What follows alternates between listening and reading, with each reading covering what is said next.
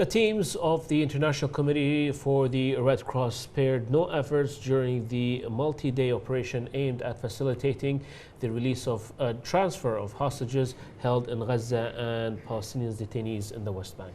That's right. The ICRC is a neutral, impartial and independent organisation that helps people around the world affected by armed conflict and other violence and protects their lives and dignity in order to relieve their suffering. Our reporter Hadil Fahad has a story.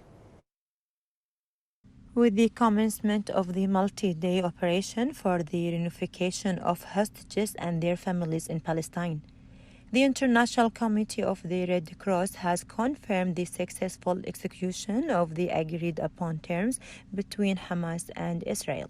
In our role as a neutral intermediary, we successfully facilitated the release and transfer of 41 hostages from Gaza to the Rafah border. We also facilitated the release of 66 Palestinian detainees from Israeli places of detention to the West Bank. We will also be bringing additional humanitarian assistance and vital medical supplies to Gaza.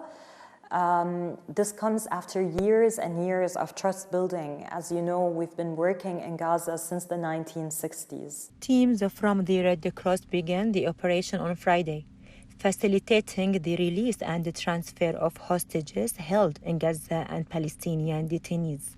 The highlight of this release operation is that families will finally be able to hug their loved ones and be reunited after being apart for weeks and in some cases years. We are happy to contribute to the implementation of this agreement and to see families coming back together. We welcome this agreement, which brings some sort of a glimmer of hope. Families long separated can finally reunite, and deeply humanitarian supplies can reach Gaza.